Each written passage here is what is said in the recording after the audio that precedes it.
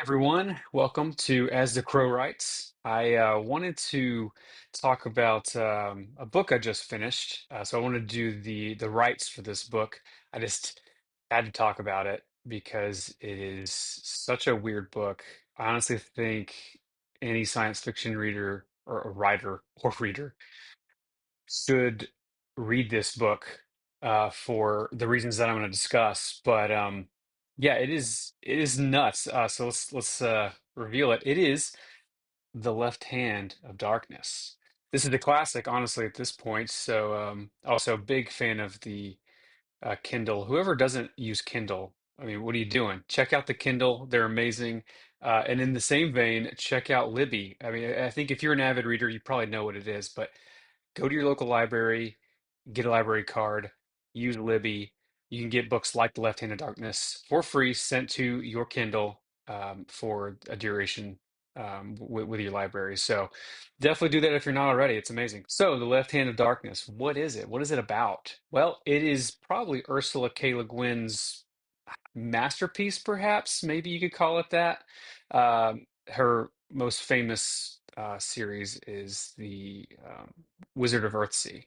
Um, this one is definitely different. If you like Earthsea, I'm sure you could find things about this book you would like. But this one is a trip, I gotta say. So to jump into the rights here, it's let me start with something I didn't like. How about that? We'll start with the characters. Hey, if that's controversial for people who have read it, I'm sorry. The characters didn't jump out for me as much as other books I've read, and maybe because there's not as many of them. I mean, we're really only dealing with two characters who are the POV characters, and they obviously interact with other people on the world, this alien planet, but. Uh, I just didn't really relate to them, and that's not. It just depends on the type of book we're writing, I suppose. So it's a good way to look at this in terms of characters with the plot that you're writing. Um, Le Guin's plot here is very interesting, um, and that's probably the other thing that falls a little flat for me. Though it is interesting, I don't want to knock it by any means. It just doesn't go in many complex ways, because to me the characters.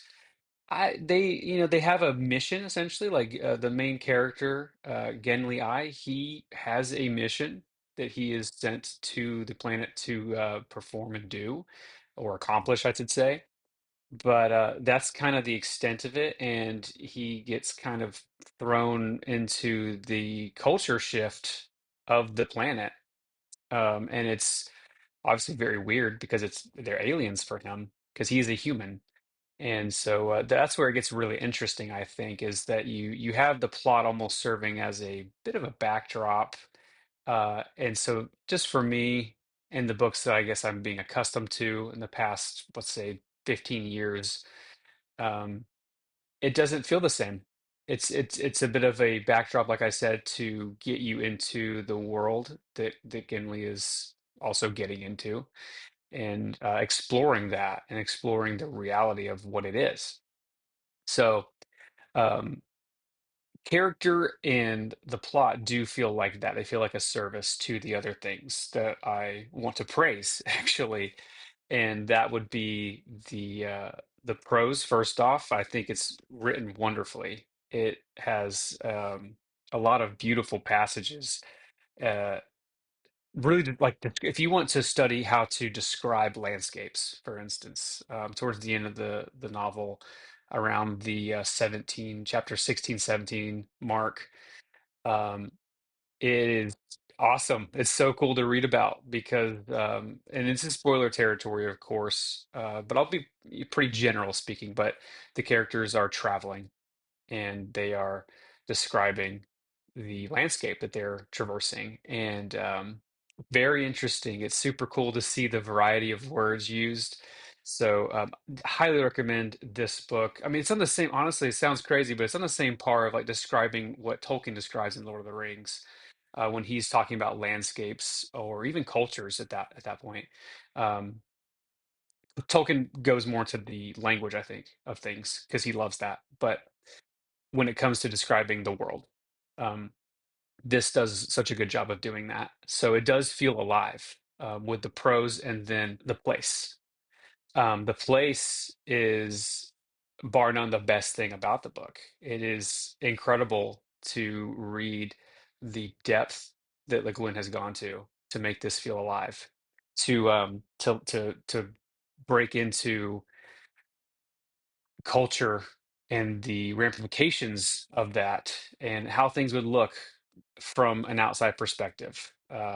So essentially, the human becomes the alien looking onto this planet where they think everything is normal because that's how it's always been. Same with us here. If someone came from outside to our planet, obviously, we all know they would think we're crazy. Maybe the fact that I'm recording a video right now would be really weird to them and talking to it. So there's a certain eccentricities that Le Guin has come up with that is really cool to think about and really help exercise your muscle that this is might be real. It's weird. So again, if you're writing a novel and you want to create realism in your world, you got to check this book out. If you want to see some of the word variety and the descriptions, and you want to see some of the ideas and cultures, you want to see some ideas in um, how weird it can be, but still accessible enough that a reader would understand. And so it does borrow some things from the human condition. So if you look at the big one would be sexuality, the big thing driving force with the race of the planet.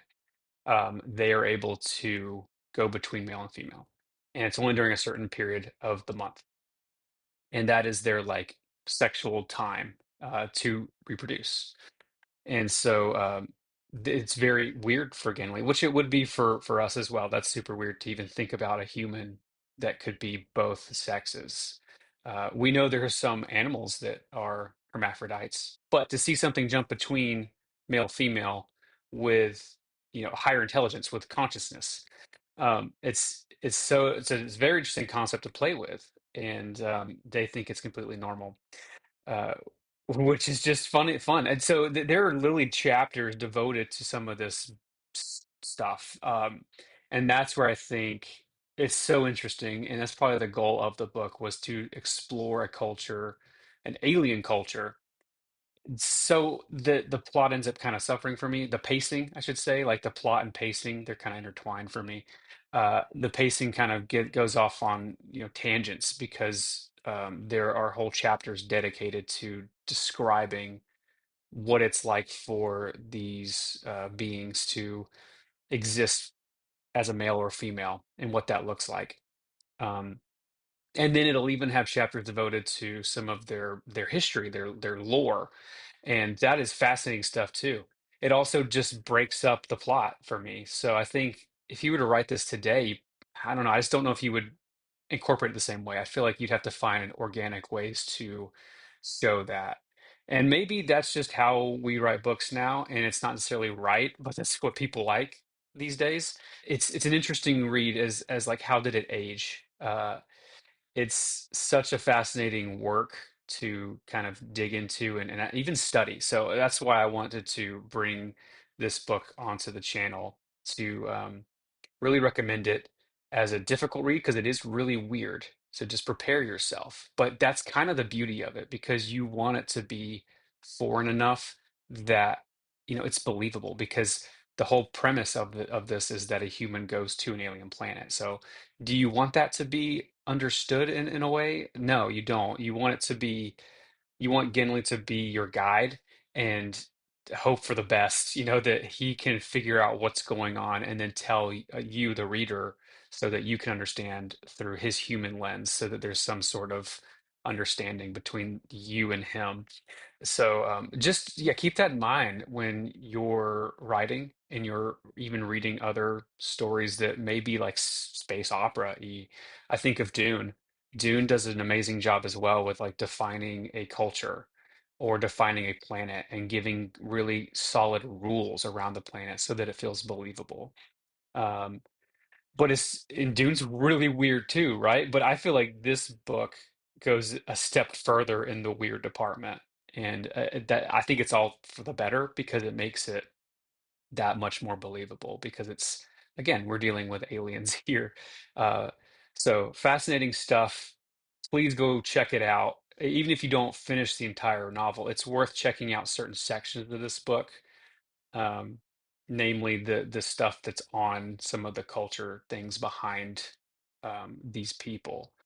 If I could sum this book up with one sentence from itself, I would probably choose this one. It's the main character, Ginley. His name's Ginley I, last name AI, and he's speaking to one of the other main characters, who's being of the planet, and it just kind of emphasizes the psychological nature of this whole novel.